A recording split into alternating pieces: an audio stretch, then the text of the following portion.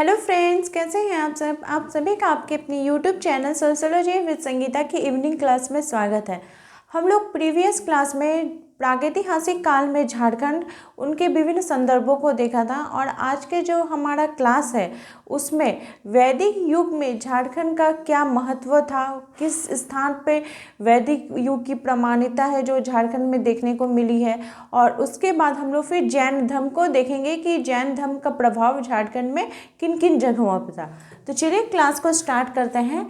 तो सबसे पहले हम लोग वैदिक युग की अगर बात करें तो वैदिक साहित्यिक अगर स्रोतों को लिया जाए तो झारखंड की जो जनजातियां हैं वो विभिन्न क्षेत्रों में निवास करती थी, जिसका कि वैदिक साहित्यों में प्रमाण मिलता है।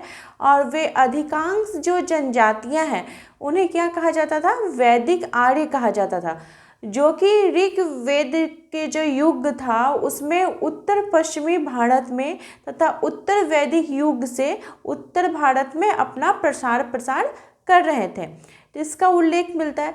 तो अमरदास जी जो थे उनकी पुस्तक अमरकोश, इसको याद रखिएगा।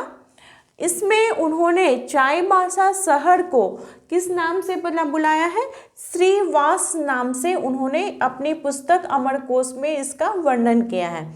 उसके बाद फिर हम देखते हैं कि जब ऐत्रेय ब्राह्मण जो कि वैदिक युग की रचना थी उसमें वैदिक काल में चेरो तथा सबर जो जनजातियां थी वो उनका जो निवास स्थान था वो कहाँ था, मगध क्षेत्र था। यानी कि वैदिक युग में झारखंड का जो क्षेत्र था उसे मगध क्षेत्र के नाम से जाना जाता था। उसके बाद हम लोग आ जाते हैं उत्तर वैदिक काल में। तो उत्तर वैदिक काल में झारखंड जो था उसे कीकट प्रदेश बोला जा रहा है, जिसे जो कि मगध क्षेत्र को ही कीकट प्रदेश बोला जाता था। इसमें आर्य लोग निवास करते थे और वे आर्य का जो निवास स्थान था वो मगध से होते हुए छोटा नागपुर क्षेत्र में वो लोग पूरा अपना प्रसार बढ़ाने लगे, उनका जो जनसंख्या थी वो बढ़ने लगी।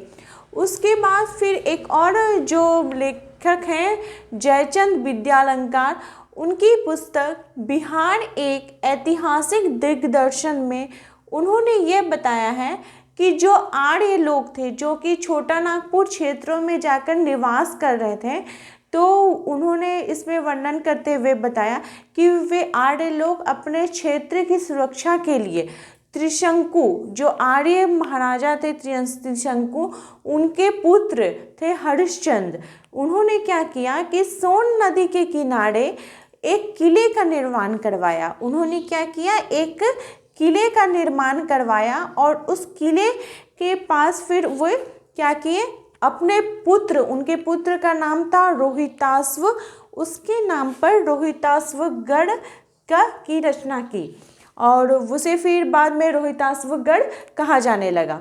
ये था झारखंड वैदिक युग में। उसके बाद अगर बात की जाए तो जैन धर्म के बारे में अगर हम लोग देखते हैं तो जैन धर्म जो था वो झारखंड क्षेत्र के अगर बात की जाए तो मानभूम का क्षेत्र, पारसनाथ की पहाड़ी, कंसाई, दामोदर, तुईसामा, देवल, पाकबीरा, गोलमारा, पवनपुर, पालमा, कर्रा, कतरास, गोड़ाम और पलामू का जो हनुमानगढ़ था वहाँ पे, इन सभी जगहों पे जैन धर्म का बहुत ही ज़्यादा प्रसार था। तो इन सभी के बाद क्या होता है कि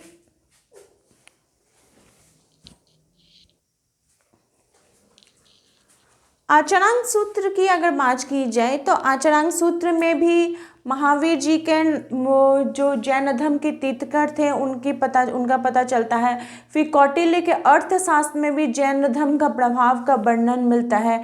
और आचरांक सूत्र में ये देखा गया कि महावीर जो जैन तीर्थंकर थे वे लाद क्षेत्र में वो उनका भ्रमण का कि वो लाद क्षेत्र में गए हैं, ये चीज़ का प्रामाणिकता मिलती है।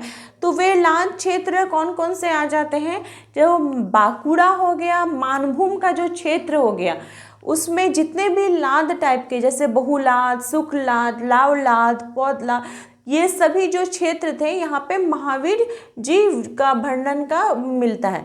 तो इन जगह में घूमने के कारण क्या होता है, बहुला, शुक्ला, द्लाउलाद और पोतलाद में जब महावीर जैन भ्रमण करते थे तो वहाँ के जो लोग थे उनका उचित प्रकार से सम्मान नहीं करते थे। उचित प्रकार से सम्मान नहीं करने के कारण उन लोगों को, इन जगह के लोगों को बोला जाने लगा धृष्टजन। ये भी एग्जाम में क्वेश्चन पूछा जाता रहा है कि धृष्टजन किन्हें कहा जाता है, तो ये लाद क्षेत्रों के निवासियों को बोला जाता था। अब हम लोग देखते हैं कि जैन धर्म में, जैसा कि हम लोग सभी जानते हैं कि 24 तीर्थकर जो जैन धर्म में आए थे, महान जो साधु महात्मा थे, तो उसमें से जो 20 तीर्थकर थे, जो साहित्यिक, जो धर्म के जो नेता थे, जो स्वामी थे, उनका जो महानिर्वाण उन्होंने अपने देह का त्याग वो कहाँ पे किए थे, वो पारसनाथ की पहाड़ी में ही किए थे, जिसे पार्श्वनाथ बोला जाने लगा। तो पार्श्वनाथ क्यों बोला जाने लगा, क्योंकि जैन धर्म के जो 23वें तीर्थकर थे पार्श्वनाथ, उन्होंने भी अपना देह का निर्वाण उसी पारसनाथ की पहाड़ी पे ही किया, जिसके कारण उसे पार्श्वनाथ फिर बाद में बोलना जाने लगा। और पार्श्वनाथ की बात की जाए तो पार्श्वनाथ के जो समेध शिखर है, ये भी क्वेश्चन पूछा जाता रहा है, ये गिरिडीह जिले में स्थित है। और उसी समेध शिखर को एक और नाम से भी जाना जाता है, शाश्वत तीर्थ। ये दोनों नाम एक ही है, इसे भी आप लोग याद रखिएगा। और जो 23वें तीर्थकर थे पार्श्वनाथ, वे कौन थे, 23वें नंबर के तीर्थकर थे, तो उनकी साहित्यिक प्रामाणिकता भी मिलती है। और जिस जगह पे उन्होंने अपने देह का परिनिर्वाण किया, वे स्थान सावन महीने में वहाँ पे एक मेले का भी आयोजन किया जाता है, जो स्थान है मधुबन। अब हम लोग देखते हैं कि एक और साहित्यकार थे वी वॉल, उनकी पुस्तक का नाम था जंगल लाइफ इन इंडिया। इस पुस्तक में उन्होंने सिंहभूम क्षेत्र के जो निवासी हैं उनको सड़क नाम बोला। अब यहाँ पे है कि सड़क नाम कैसे आया, तो जो जैन तीर्थकर थे, जो लोग गृहस्थ जैनियों का जीवन जीते थे, उन्हें बोला जाता था श्रावक। तो उसी श्रावक से निकल के सड़क आया। तो ये थी आज की क्लास। आपको, आई होप आपको ये क्लास हेल्पफुल रहेगी। इसमें हम लोग वैदिक धर्म और जैन धर्म के बारे में देखें। नेक्स्ट क्लास में हम लोग जैन धर्म के कुछ MCQs को देखेंगे, आप उसे सॉल्व करने का कोशिश कीजिएगा।